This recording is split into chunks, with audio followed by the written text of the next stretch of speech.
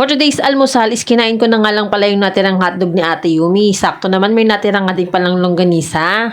At for the kain na nga rin ng Mami Ro anyo at medyo natutulala pa nga ako ng mga oras na yan.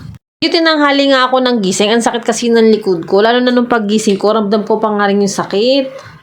Siyempre habang kumakain na nga rin ako, is pinartneran ko na nga rin pala ng kape tong almusal ko for today.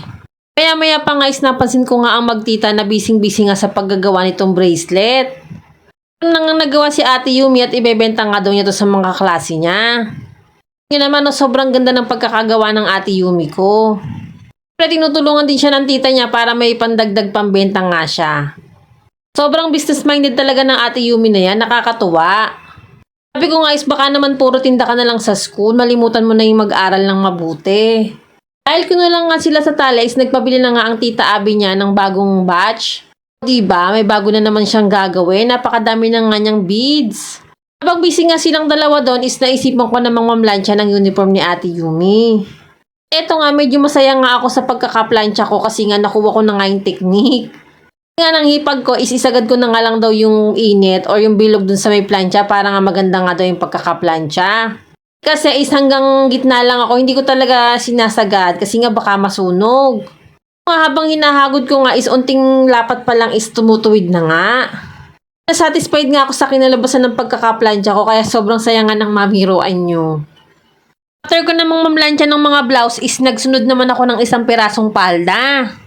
Nabanggit nga pala sa akin dati ni Maison niya na mas maganda daw na plansyahin daw muna yung loob ng palda bago daw yung labas. Para nga daw mas maganda yung resulta ng pagkakaplansya. Kaya ayun nga talaga yung ginagawa ko every time na mamamlansya ako ng palda ni Ate Yumi. Ito nga at nabihisan ko na nga si Ate Yumi. Dahil busog pa nga daw siya sa inalmusal niya kaya nagpaprito na nga lang daw siya ng saging na saba.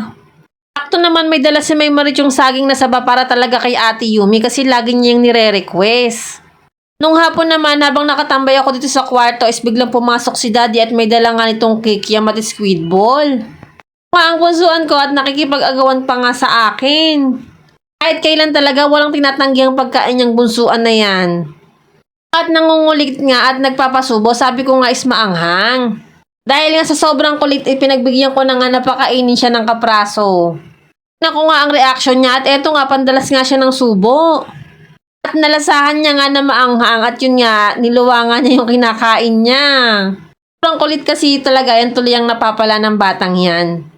Nung gabi naman ng Ate Yumi ko ay pinakita naman sa akin yung mga nagawa niyang pambenta para kinabukasan daw sa mga kaklase niya. Ngayon naman, madami na naman siyang pambenta. Kaya nga is nakapagbenta nga daw siya ng 3 piraso at tuwang-tuwa nga siya pag uwi niya. Natuwa naman ng Ate Yumi yan kasi nga sobrang business-minded. Baka ito na nga talaga yung magpayaman sa amin. Char! Patuloy mo lang yan anak hanggat bata ka kasi nga mas maganda yung ganyan ng mindset. Is nakikita mo yung resulta ng mga pinaghihirapan mo basta wag mong kakalimutan na mag-aral pa rin ng mabuti. Tutuwa naman ako kasi nga nag-e-enjoy na nga siya sa ginagawa niya tapos kumikita pa nga siya, diba? Tapos lumalabas din pati yung pagiging creative niya. Good job ka dyan anak, siya hanggang dito na lang po muna. Salamat sa panonood. Bye!